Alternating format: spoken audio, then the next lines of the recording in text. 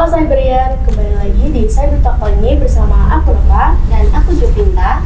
Hari ini kita akan mengenal lebih jauh tentang prodi kewirausahaan di Cyber University. Nah, bersama kami sudah ada Bapak Zainal Arif, Kepala Prodi dari Kewirausahaan yang ada di Cyber University. Nah, terima kasih ya Pak karena sudah menyempatkan waktunya untuk datang di Cyber Talk hari ini. Pak Zainal, kira-kira apa sih program studi kewirausahaan itu? Perkenalkan, nama saya Zainal Arif, STMM, sebagai Kepala Program Studi Kewirausahaan atau Digital Entrepreneur. Pertanyaannya bagus nih.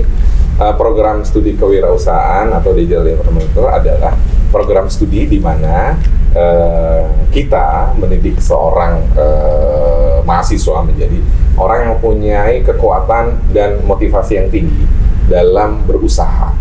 Dia sepak terjangnya bagaimana dia menciptakan, bagaimana dia mengelola, mengendalikan, mengatur finansial dan sebagainya. Itu salah satunya adalah program studi kewirausahaan yang ada di Cyber University.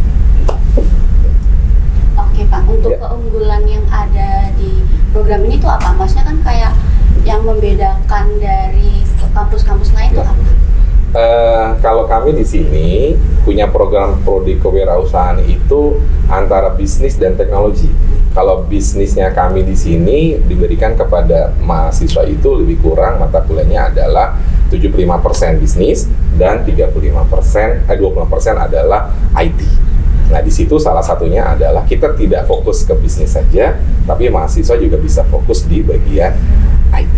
Jadi bagaimana memprogramkan atau membuat ide-ide bisnis dengan posisi dia mengkolaborasikannya dengan teknologi yang ada.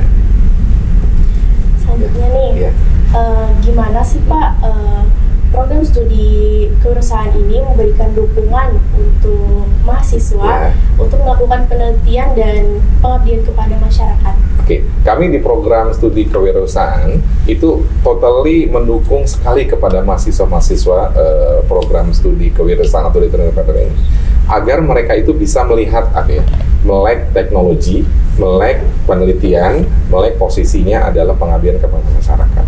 Jadi mereka juga kita ajak untuk melakukan penelitian apa yang sudah mereka dapat waktu mereka di kampus.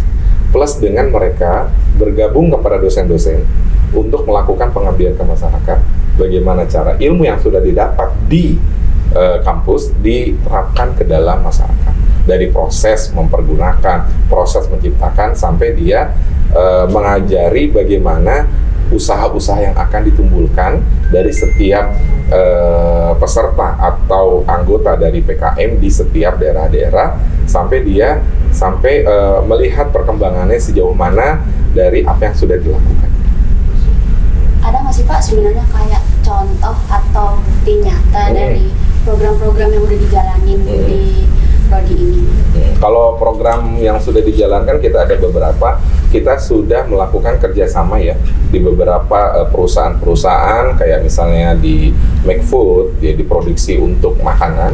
Terus kita bekerja sama dengan posisinya adalah pajak. Kita bekerja sama dengan posisinya adalah finance education technology, dan di situ adalah bagaimana mahasiswa melakukan hubungan interest langsung kepada perusahaan yang dia lakukan. Nah, ini nih yang paling ditunggu nih. Apa tuh? Apa aja sih peluang kerja untuk program studi kewirausahaan ini untuk kedepannya gitu? Prospek atau peluang kerja sih banyak banget nih. Yang pertama adalah kita mendidik mahasiswa tersebut agar mereka siap untuk kerja dimanapun dia berada. Yang pertama seperti itu. Intinya dia bisa menciptakan lapangan kerja sendiri yang pertama.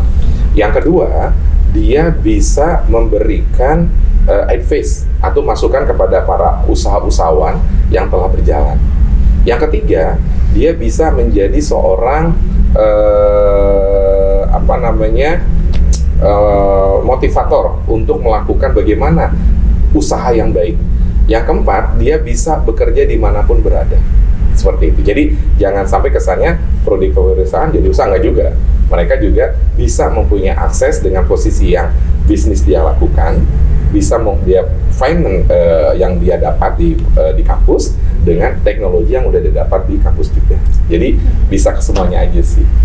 Oh, jadi gimana sih cara prodi ini membantu mahasiswa untuk mengembangkan teknologinya untuk bisnis mereka? Oke, kalau membantunya kita tetap memberikan motivasi dan guidance kepada mereka. Jadi ada mahasiswa semester ke-5-6, mereka tuh udah punya usaha. Kita sebagai dosen adalah tetap menjadi helikopter yang di atas, ya.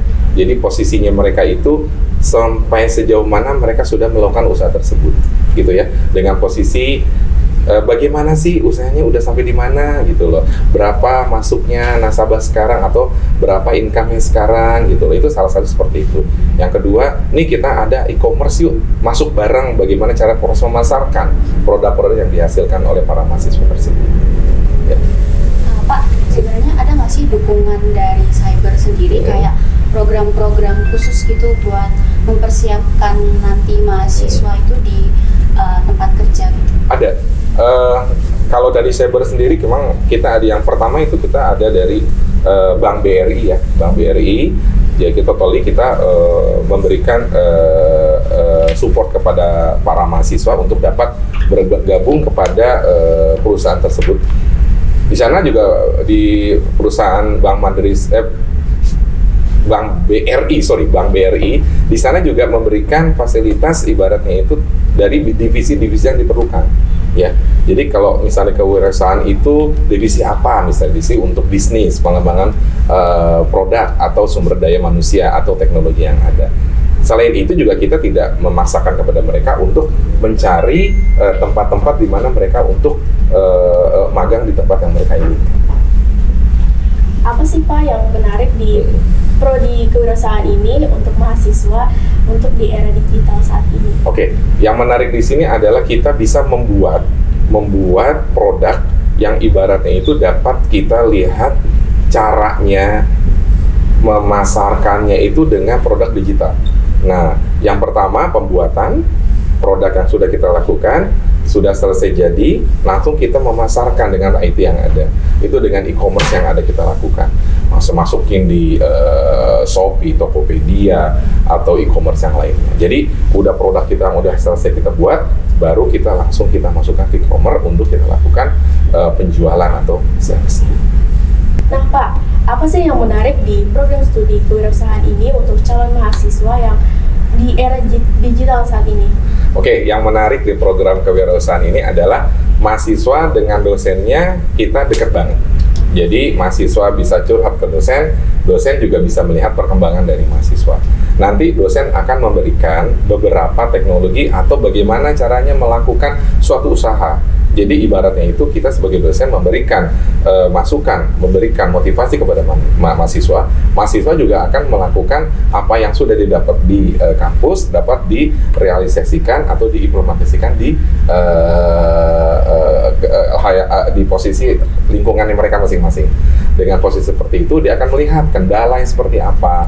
Nanti kita diskusi bareng. Nah, dengan situ nanti kita akan masukkan juga nih dari orang-orang tim dosen IT kita bahwa kita punya IT loh, kita punya e-commerce loh yang bisa dipasarkan untuk produk kalian semua yang sudah jadi untuk produk dipasarkan. Nah, Pak, buat cara daftar di Cyber University itu gimana sih? Maksudnya kayak ada syarat-syarat apa gitu? Oh, syarat-syaratnya sih kalau kalian memang berminat gampang banget ya. Yang pertama itu kalian juga bisa masuk langsung ya ke gedung Cyber University ya. Nanti di situ juga ada admin kita, bagaimana cara mendaftar, apa dengan ada langsung dengan beasiswa, ada program beasiswa 100%, 75% atau 20% seperti apa. Ada lagi program tahfiz, ada lagi misalnya program yang memang kalian memang mempunyai kualitas dan nilai yang terbaik, silahkan monggo. Ditunggu di gedung Cyber University, silahkan. Pak, pesan inspiratif nih buat para Cyberian. Oke, untuk para Cyberian generasi muda nih, yang harus kalian utamakan adalah raih mimpi kalian itu dengan niat dan tekad kalian semua. Ya, jangan lupa tuh raih mimpi. Karena dengan mimpi itu kalian akan dapat yang kalian akan inginkan. Ya, yang kedua, resiko-resiko yang ada di mimpi kalian itu merupakan salah satu akan menjadikan tolak ukur semangat kalian semua.